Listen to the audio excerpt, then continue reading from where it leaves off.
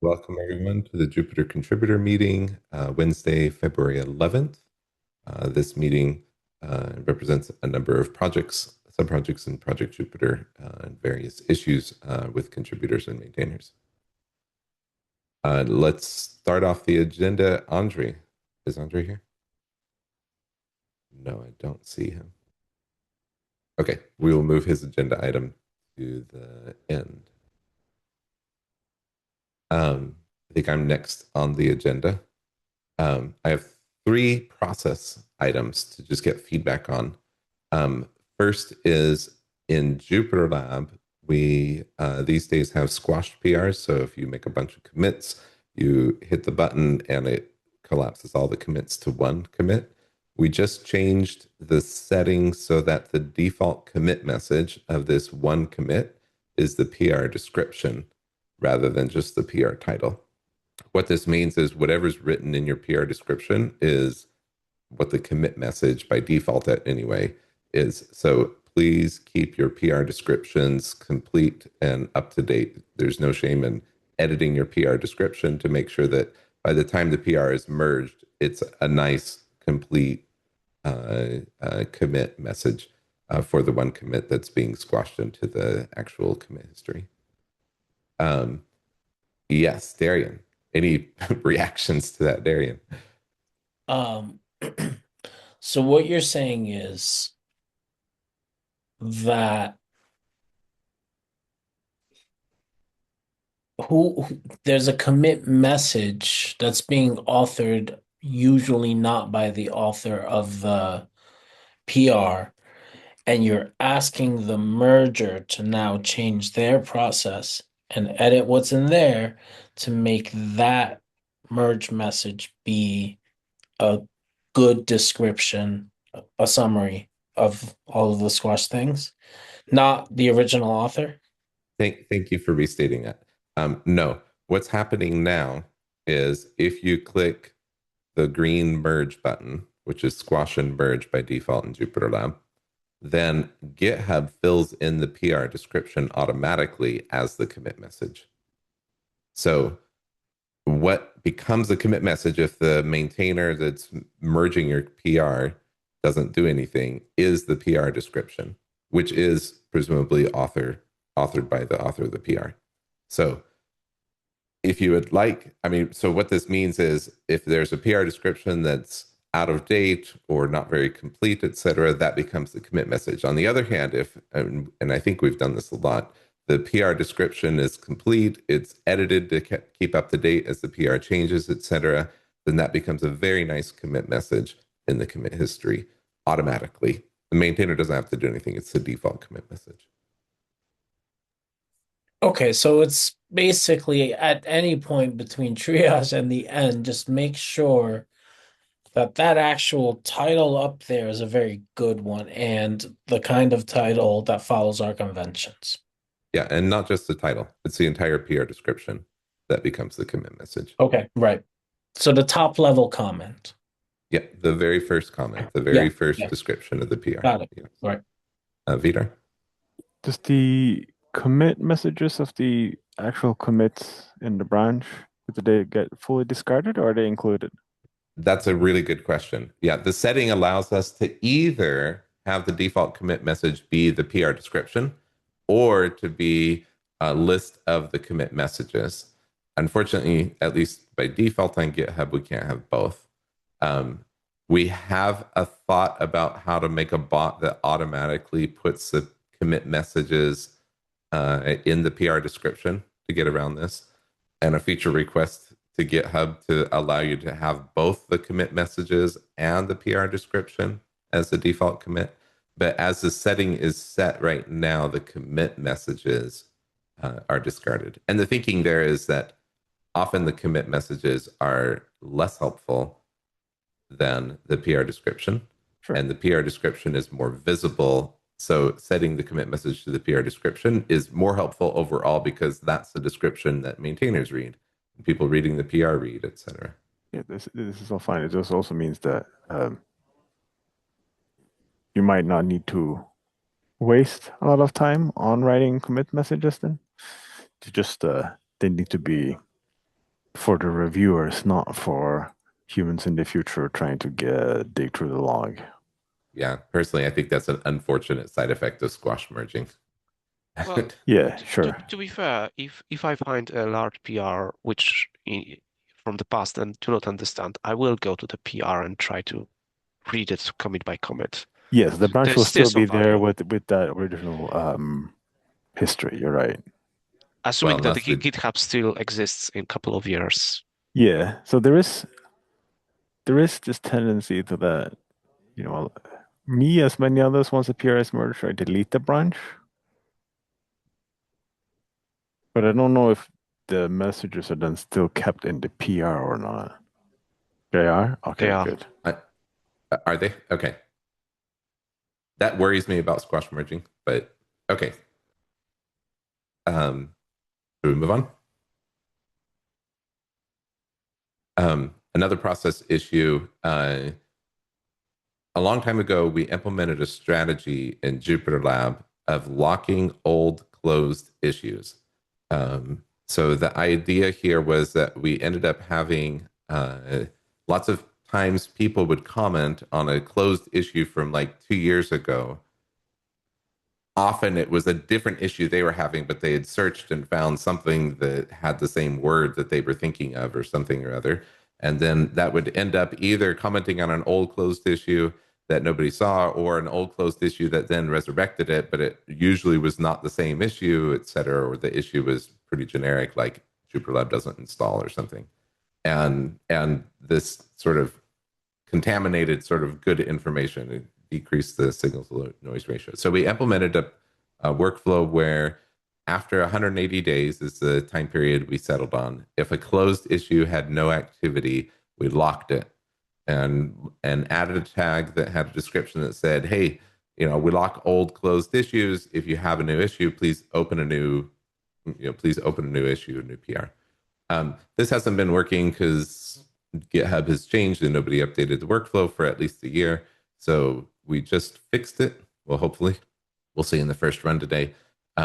But the end result is there's 176 closed inactive issues and 282 closed inactive PRs. Links are in the meeting minutes.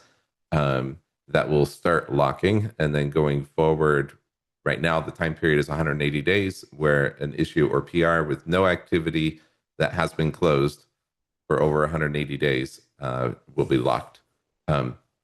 We can change the time period. We can delete it if we feel like it's no longer useful. But as of now, it's the functionality we had is being fixed and hopefully should be in process today. Comments or objections to moving forward with re-implementing that practice? I am +1 on having that.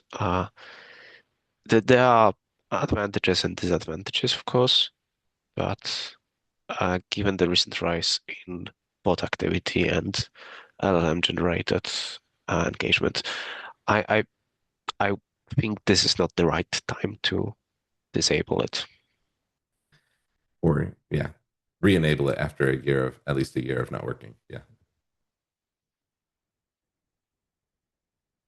Okay, excellent. And one last question. It seems like there's sometimes when maintainers review a PR but then want other people to see it. Would it be helpful if we had a bot that lets a maintainer not have to come back to a PR just to make sure that other people have time to see the PR before merging? A bot that, for example, could merge a PR if it has, say, at least one approval, passes CI, and there's no activity for at least 24 hours or something, and then the bot automatically merges the PR rather than having a maintainer who wants a little bit of space for other people to see it have to remember to come back and merge the PR. Would that be helpful?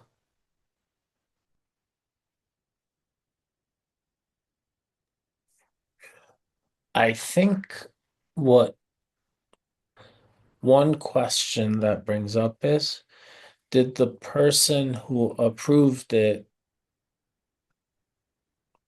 believe they were saying Mm. it's good to merge? Or were they saying Yeah, this looks pretty good to me, but I know a lot of other people are gonna come in and do something. So actually, it's a little lower stakes. Yeah, But that's kind of a social question. I would suggest this as an opt-in feature by a maintainer. So a maintainer proves a PR and then explicitly opts into bot merge this after 24 hours if there's no other activity.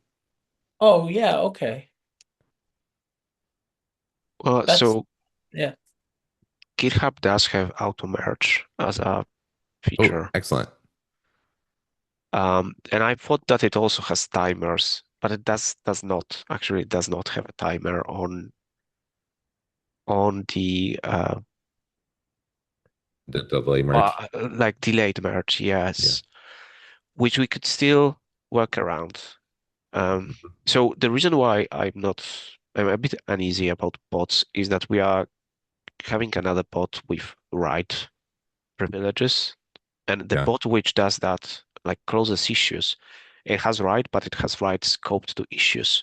Yeah. The bot which would merge PRs would have write to the entire repo, to the code base, Yeah.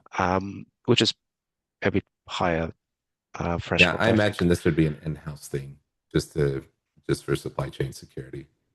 So what we could experiment with is use this auto merge rule, which will merge the PR once all the required status checks have passed. But Now then we you have a can status check. trigger a status check, which will be the delay factor. So it will start running after approval and not turn green after like 1 hour. Or it will be activated by a label. But it's basically easy to have a CI job which does nothing and burns time on CI, except that it costs money. It doesn't cost us money, but it still takes up the resources. I I agree there's multiple ways to implement this. My question is more, is this desirable? And then we can get into implementation details, et cetera. But the feedback I was hoping Well, for is it is kind of like there is some value. There isn't a huge lot of value, but I would use that from time to time personally. So if that can be implemented in a way which doesn't make us worried about security of the implementation, then yeah, probably that's worth it.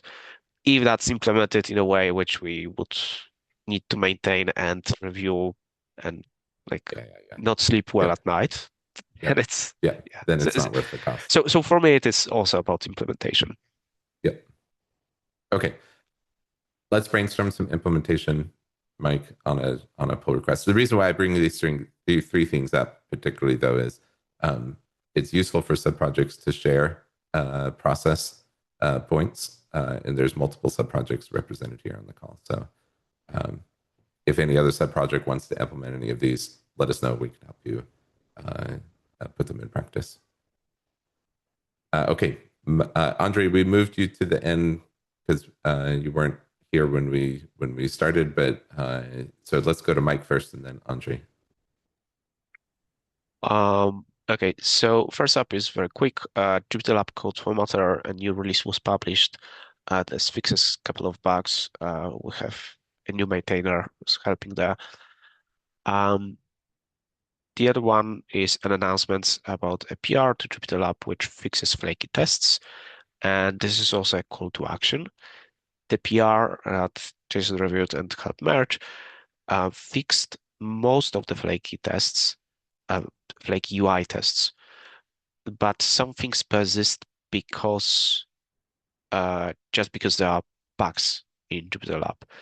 And what I try to do is open issues for each of them. For example, there is two issues that pop up pretty often and still sometimes fail the UI test job. These are the debugger. In the debugger, sometimes the variables do not show up when breaking on the second breakpoint for some reason. And that's kind of blocking another PR which tries to move where those are displayed.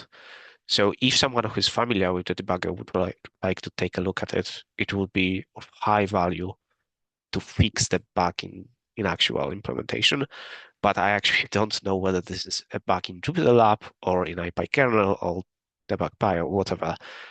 So just highlighting this. And the other one that I know fails often is the selection of in the search in Notebook. Sometimes the selection text doesn't match what the snapshots expect because of an actual bug. I will try to take a stab at this. The rest is far less common and more like edge cases. And the list of these issues is in this PR.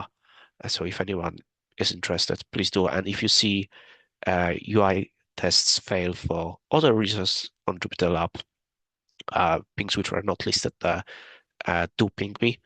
And I will try to take a look because spent so much time fixing that. It's probably very easy for me to test other flakiness when it's in tests, just because I have that in my working memory. So yeah, if you do see something within the month, I will probably be asked to fix it.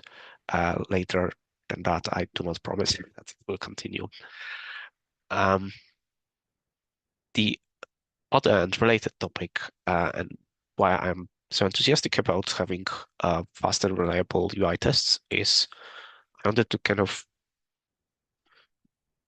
touch on the quality and reliability of our releases.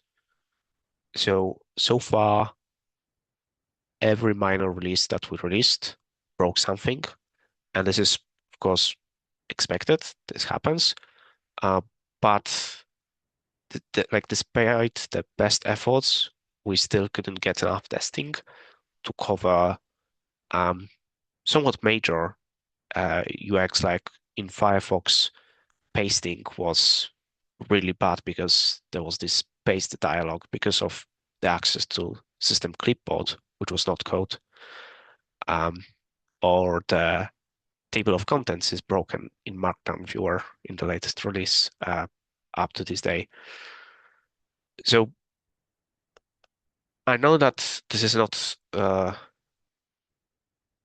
necessarily a problem across sub-projects, like other projects might do less regular releases and have less problems and also be like have fewer complex dependencies. But if anyone has some ideas how to improve how we could either test with more extensions or cover more things, include more tests, or encourage more testing from users, I'd be really interested in hearing that and working towards that. Nick. Ooh, baby. Yeah, I mean, we should have a Jupyter distribution that is a pile of Jupyter stuff that we release quarterly, and we test everything there. In like an LTS? Well, I mean, where's the S? Who's doing the S? All I'm suggesting is this is a baseline that we tested. That's the only thing it would be. And you align it as best you can to work with, academic schedules around the world or whatever. But like, pretty much you want one around the first of the year, you want one around end of the summer, something like that. So like a 6-month cadence, whatever. And so you can tell people, go get Jupyter 2026-01, and then Jupyter would mean something, right? It would mean a thing. It's like this baseline of packages. Things get into that doesn't just mean, pip install Jupyter and turn that into something. It like a release of a sub project would have to pass the whatever that, this would be some new sub project or committee or something, I'm sure, right? But, stuff people can use committee. And if it didn't make it, it gets cut, right? Because otherwise we're shipping shoddy, yeah, that's how we would do all of those things together, I think. And And it's not just one thing. That's the other thing, right? Like JupyterLab Desktop, that was kind of one thing. There was a bunch of other ways that you could go get other stuff. If there's a community of practice that cares about shipping Jupyter plus X in some format other than Docker, right? Then we do that.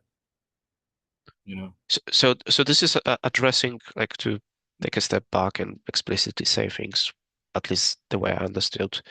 It addresses the compatibility between the main code base of the front end, which is JupyterLab, and the notebook with extensions, because we are shipping some distribution together. It addresses the testing issue because it's released less frequently, so presumably there is more time and more people to test it. And this is basically the idea, right? Yeah, I mean it's that and a couple things, right? It would be the answer for what is Jupyter and how can I use it, and the answer is this tested set of software today. That's it's hidden for that, But more importantly, I think is that it's not only this is Jupyter and like we would need something to be able to do the binary signs or whatever, but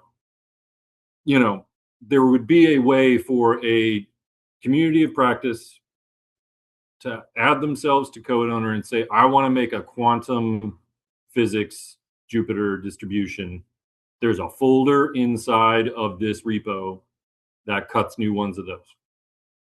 And they all get tested together, right? So we got something at the absolute baseline that doesn't ship NumPy. Maybe it doesn't even ship Python. I don't even know what that would. No, it has to ship Python. So we're going to keep fiating certain things like IPyKernel, right? Like it's I know there's Zeus. I know there's things written in Go, right? Whatever. But like there's something that is just Python and you can write print statements and it's good.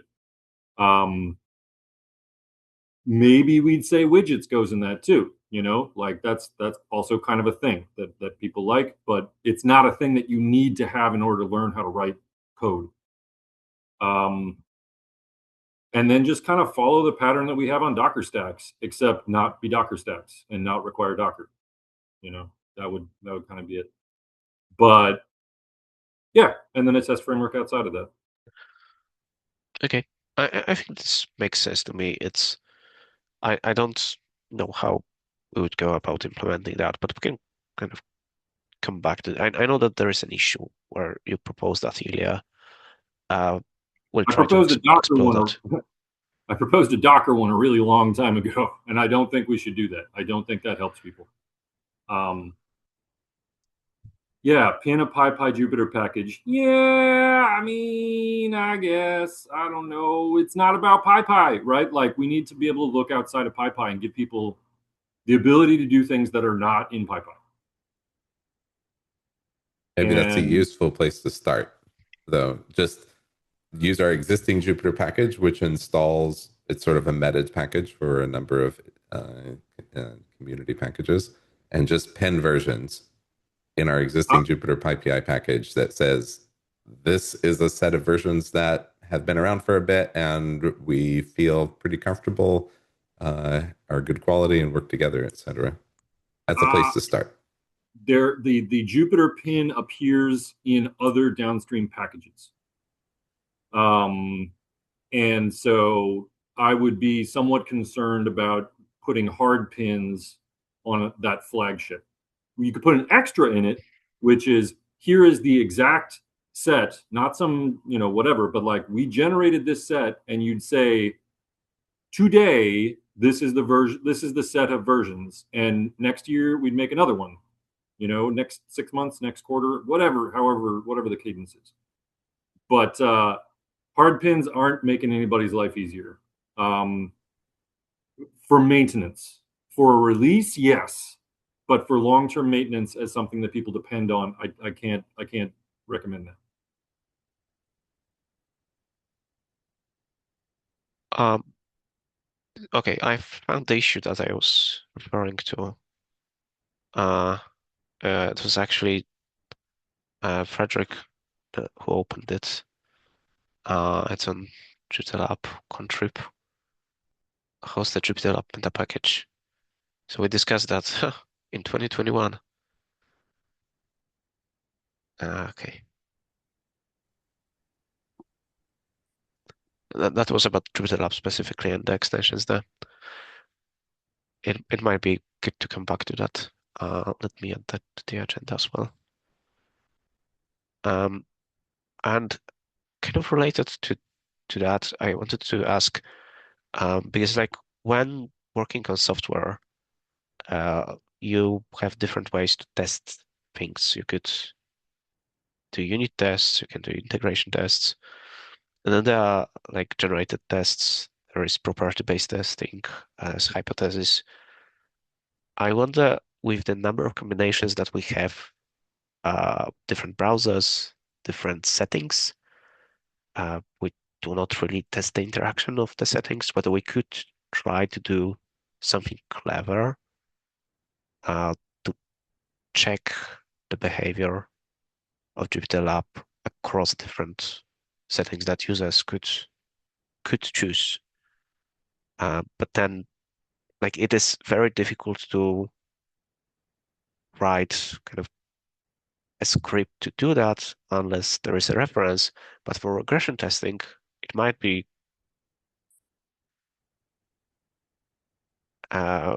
sufficient to just compare how this set of settings, what does it produce between versions. I don't know if anyone has opinions or worked with any framework like that for UI specifically.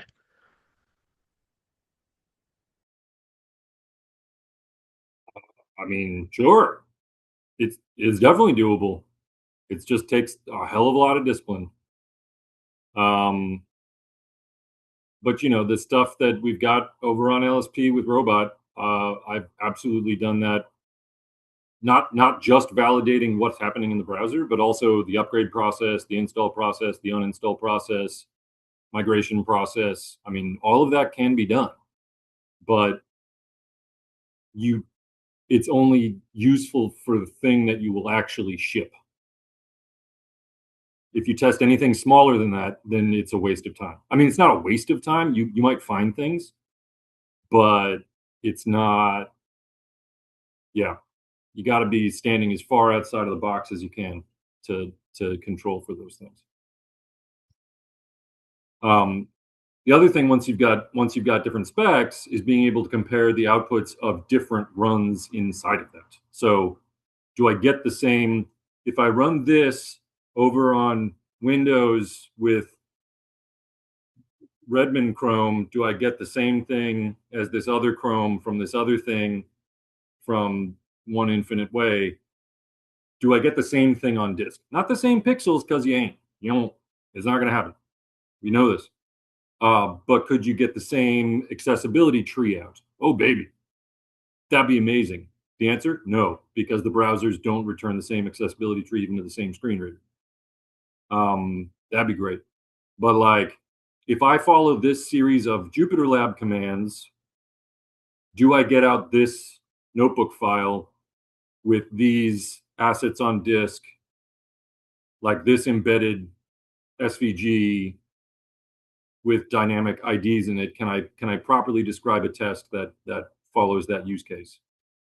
And then can you get value out of that, right? If that becomes part of the documentation, so that, you know, you go up on a documentation website and you see a broken screenshot, I'd rather have someone report a broken screenshot on a thing, you know, like that's how you get eyes on it. Yeah, so basically more documentation with screenshots. Yeah, that's something I would love to have. It's hard to get that kind of written down. I don't know, like maybe we should work on lowering the barrier for that. Maybe you're like writing plain English that we can complete with a language server that generates beautiful nested reports. Anyhow, I tell you what, Robot kind or LLM kind? Excuse me? robot kind or LLM kind? Absolutely the robot kind. If you start doing this with LLMs, I'll see you later. Have fun. Right? That's not how we get to better engineering rigor. If you use the LLMs to write the initial test cases and then the initial test cases continue to function, great use of time, great use of token spent. But actually throwing a 700 megabyte collection of Python packages at an LLM and asking it to test it is a waste of everyone's time and money. Okay. Yeah, just wanted to clarify because yeah, I knew what you meant. There is also one more thing that GitHub released for in preview, which is code quality. I wanted to ask if anyone had any experience with that. So the way I read it, it's code QL underneath with some LLM sprinkle on top. So code QL, we have that enabled.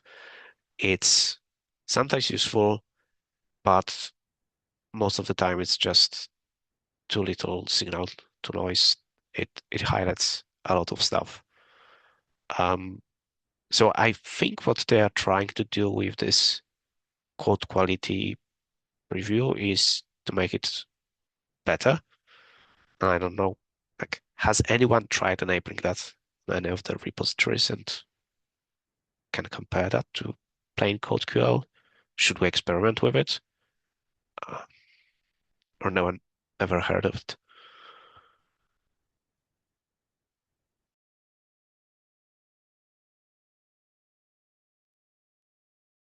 +1 on experimenting with it. I didn't think we had it enabled. Do we have it enabled? No, we don't. Okay. It's one click in the UI if we want to. I'm happy to experiment with it. Okay. So related topic, Copilot review. I've been using that for 2.5 weeks now, I think. And I think similarly as last week, I can report that it is useful, except that it can, like, the Copilot does not remember any replies that you left to the review. So if re-requesting the review, it can be very tolling and annoying, like basically repeating the same statement, and you've explained why it is wrong, but it continues doing that over and over. And my intuition is I still worry about enabling that by default,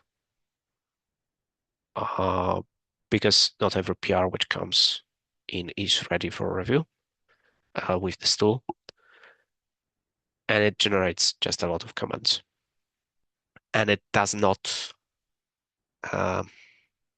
have empathy. Like, in a way, when I review, I can structure my review in a way which empathizes with the person and can first highlight the big stuff and highlight some nice things that I like about the PR. But the Copilot will always keep getting at you with more potential things in which the PR can break. So I don't know.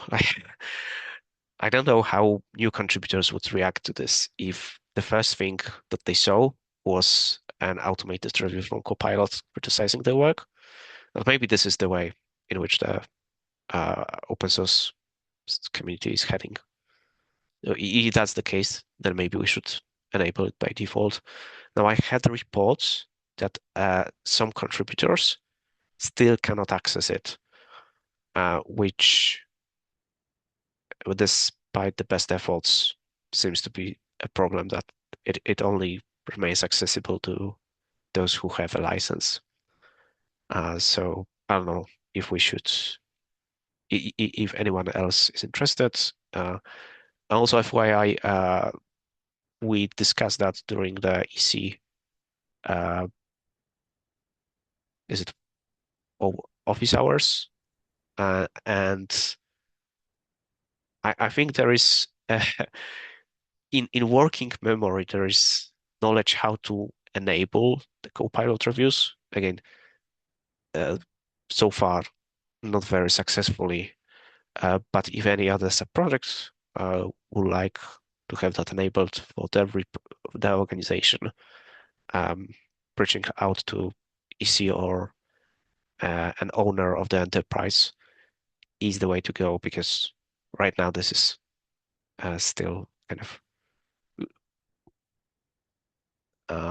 in this working memory. So yeah. Anyone else has any thoughts on the Copilot reviews, or Jason? I thought the Copilot reviews were on the balance helpful. They led to discussing and sometimes dismissing the review comment, but I thought there were helpful points to bring up. And it has caught a number of typos, so like super small things. I'll just say also, to get a Copilot Pro license for free because you're an open source maintainer, this was confusing to me for a while. What finally worked is you upgrade to the Pro plan, put in a payment method, and click all the way through to, yes, I want to upgrade to the Copilot Pro account for $10 a month. You click do it, and then you get to a page that says, oh, actually, you're an open source maintainer. You get this for free. Haha, whatever. They didn't say haha. But anyway, I had to actually basically sign up for the service. And when I clicked on the I'm signing up for this, that's when it said, oh, you're actually an open source maintainer, so we aren't going to charge you. So if anybody's trying to get the Copilot Pro, go all the way through to the end of the workflow to upgrade, and then you might get the yes. My payment information is in GitHub. So presumably, if I stop being an open source maintainer, they would start charging me. Anyway, that was useful information because I didn't see how to get the free open source maintainer account, but you just go all the way through the paying for it. And Darian says there's a token limit for the is that for the pro account or for the open source maintainer free pro account? For the open source maintainer one, I think they're giving you the effective of one of the tiers, and you can run out, and then it'll just say, hey, now it's time to use one of the free models. Yep. But it'll roll over, or you could, there's a place where they allow you to pick a budget of overage you're willing to tolerate a month if you want or not as well. It's actually pretty flexible. It's surprising. Anyway, but back to Mike's question. I think we should still keep it, but make it still opt-in. And a maintainer can couch it as, hey, I'm going to ask Copilot to review, and I'm the one responsible for responding to Copilot, not you, type of thing. Okay, I was just reading the documentation, and it seems that there's one new setting for memory, but it's under the agents. So potentially, Copilot, maybe there will be improvements with the memory of the Copilot reviewer. Anyways, yeah, so I think we covered the Copilot. The next idea that we had to help with the reviews was creating the code owners file. And Jason pointed out rightly on a PR that being a code owner is restricted to contributors with write access, which I think is a little bit unfortunate because it raises the bar. And the validation of the code owners file currently fails because one contributor without write access volunteered, and I guess it wouldn't work. There are solutions to that. There are alternative implementations of the same idea, which do not have this restriction.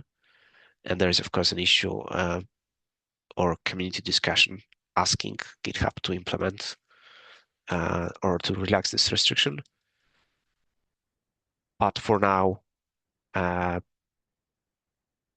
if there's anyone who would like to be code owner, please suggest yourself in the PR.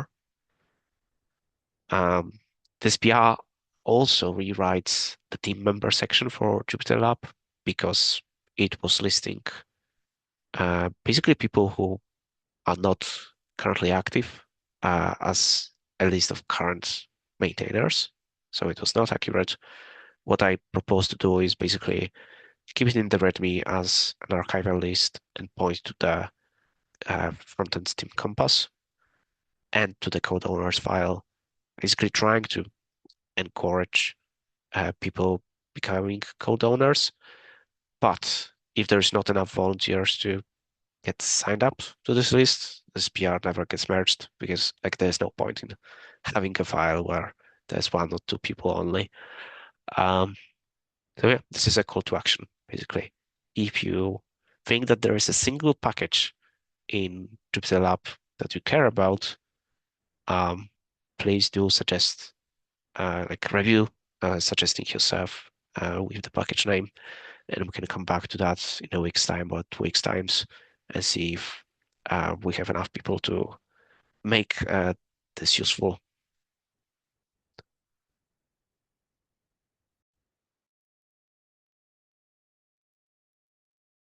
I'm a little uncomfortable with adding myself to the code owners file because right now I would love to just get pinged on all PRs. The 2 things about the code owners that is unsettling a little bit to me is we're using it to request reviewers, but we're not using it to gatekeep approvals. And I think the emphasis of that system is to say who can approve changes to a package, but we're using it in a much lighter way of just requesting reviews, like the fan out notifications. Essentially, I think that was your idea behind the code owners. Yes, Right? that's what I'm proposing. That's what I documented in the PR. Yeah. And there is an option to enable in settings of a repository to require reviews from a code owner in order for it to be merged. But I'm not proposing to enable this setting as of now. So one thing that is interesting about code owners, if I read the documentation correctly, is that it's sort of last permission wins. So there's not a way to say, oh, notify me on all packages because a specific package overrides sort of a more general permission, I think, if I read the documentation correctly. So it's hard to get sort of more general permissions or more general, notifications than whatever the most specific notification line is inside of the code owner's file. So that to me just makes it a little bit awkward. There's other systems where it's more like a union rather than or a notification setting, etc., that seem to cater more to our use case. I know what you are referring to, and it would be really awkward if that's the case. But maybe that is like I'm only learning about how code owners work, so Yeah. uh, But let's take the discussion to the PR. yeah. If you're Uh, interested in sort of doing this discussion, then go to the PR and we can. Okay, see, I'm just looking at the time. We've got 10 minutes left. Absolutely. Yeah. So I wanted to highlight 3 PRs which are labeled as in discussion. One, jump to last cell of notebook is suggesting to add an end shortcut to jump to the last cell in notebook. I think this is a pretty neat idea, but I wanted to check with people before I approve and merge it. Like, is there any scenario where this particular shortcut would be conflicting with something?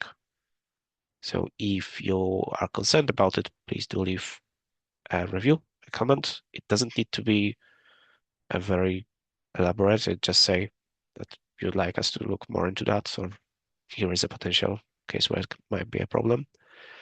Another one is about changing the placeholder that we see in the Markdown cell.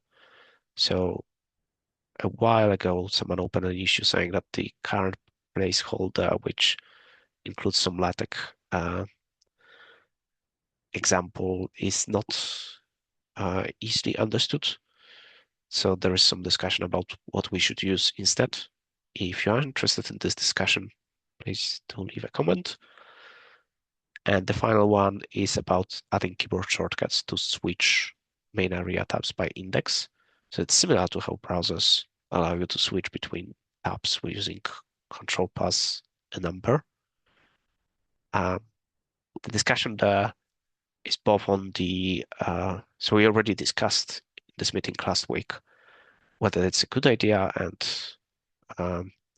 what are the potential conflicts, but right now the discussion evolved towards like, should we have a single setting with a modifier to enable disable and switch the modifier, or should we keep that as normal shortcuts using the standard shortcut system in JupyterLab? So the disadvantage of that is that a user would need to go and modify or disable 10 shortcuts if they found that the default is not to their liking. Whereas with a single setting, it is departing from the standard way that we do things, but it is much easier to customize.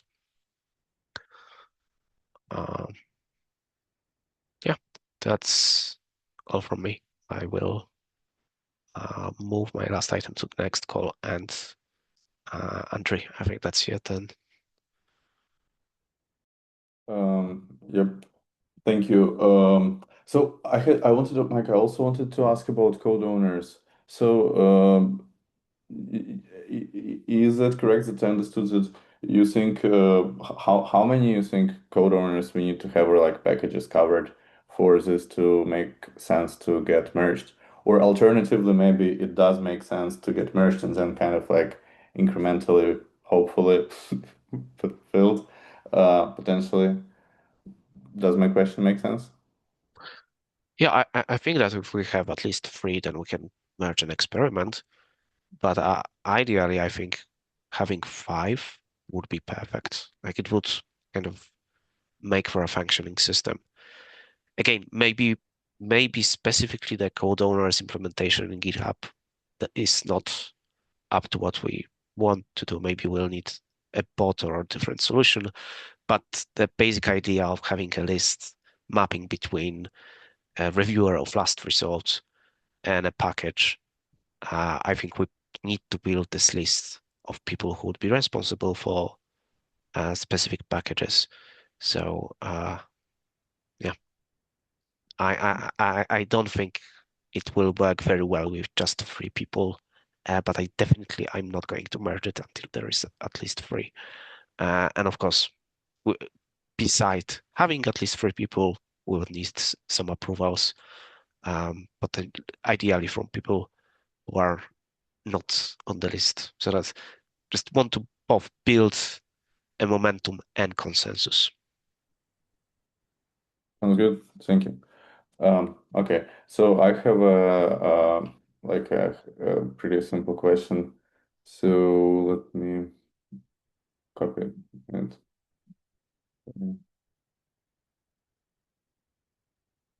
So this PR.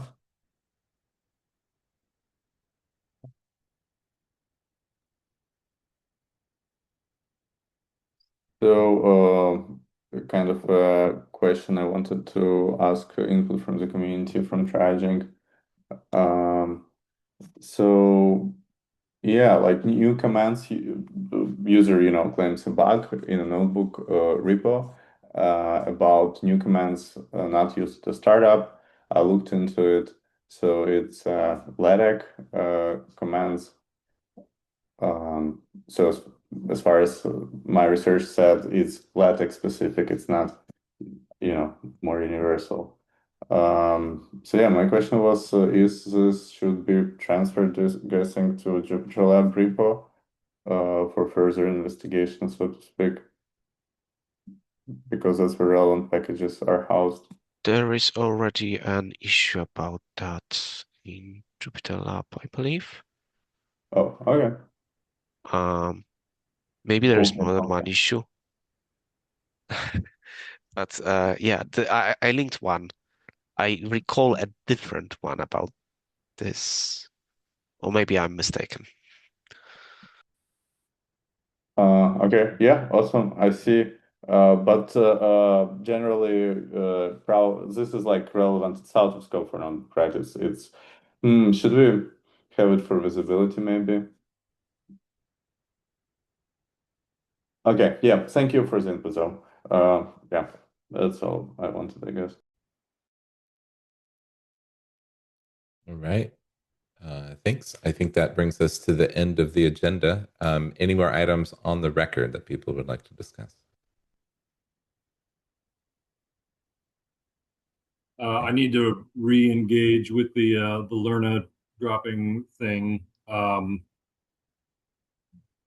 we also relying on Lerna version to bump all the dependencies, or are we already having to do that out of band? So if you bump services to 6 dot or whatever, not 4, whatever it is, does that already go and do all the other ones for the resolutions?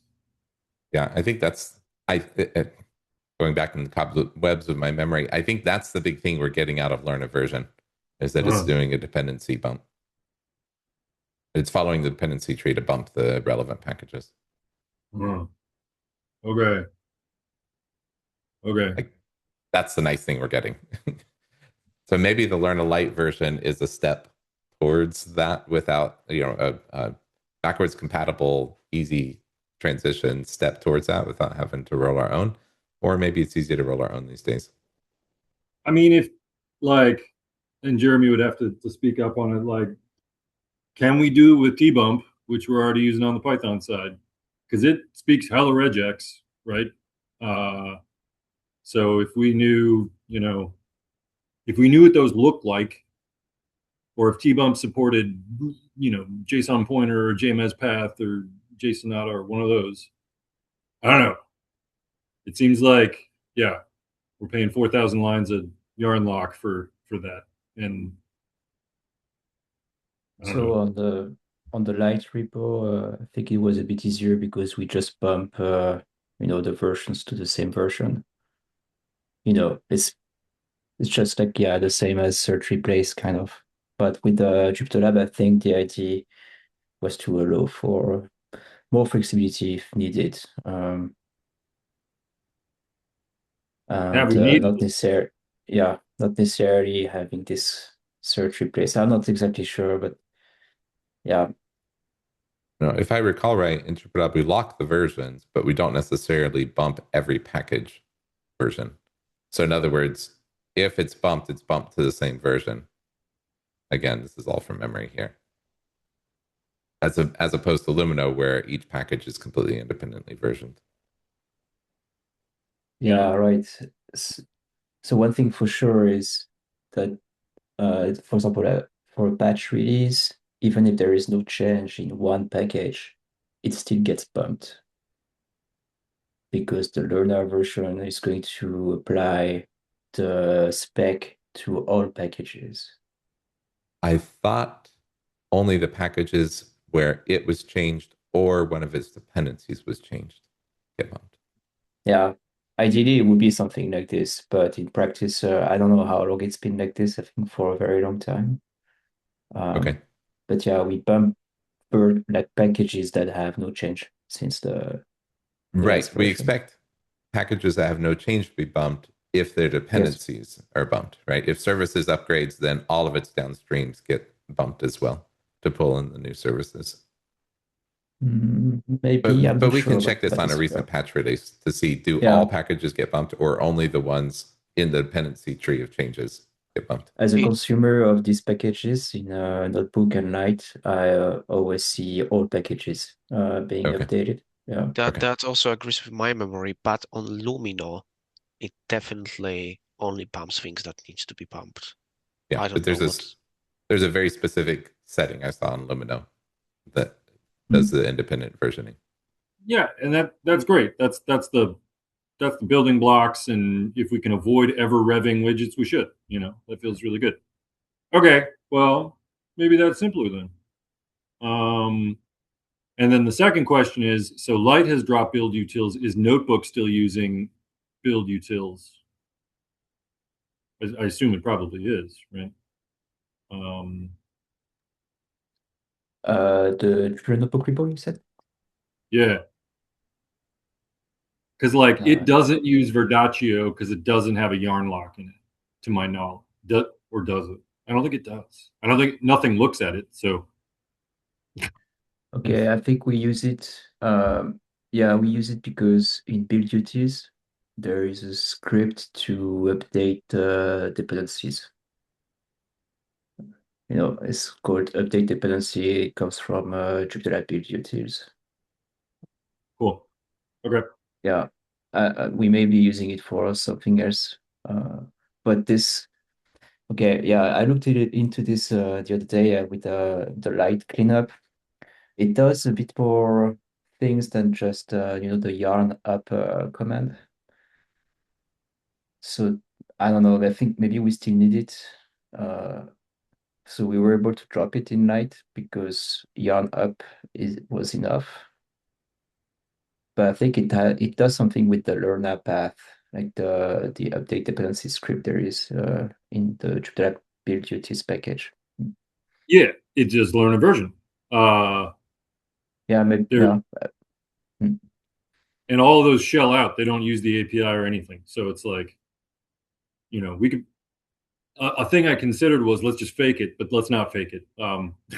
I'd rather have stuff that was calling a JS API or TypeScript API or whatever is appropriate to when it actually gets run, versus building up a bunch of strings and then shelling out and then doing stuff to your repo. Like because like we don't have it. We don't let it do the auto tags. We got our own crazy tag mechanism for it. Like there's a bunch of stuff that we're doing beyond what Learned does and turning off a lot of the Learned behavior. So it's, but it is like there are 6, I believe, separate things embedded inside build utils that build up Learned version scripts differently. And like for the discovery stuff, it's already been using Yarn workspaces for years. Because that's in package JSON and better than an extra Learned JSON in your root. So, there's certainly some things. Thanks so much for looking into this, Nick. Okay, we're at time. I'm going to go ahead and stop the recording. Thanks everyone for joining us.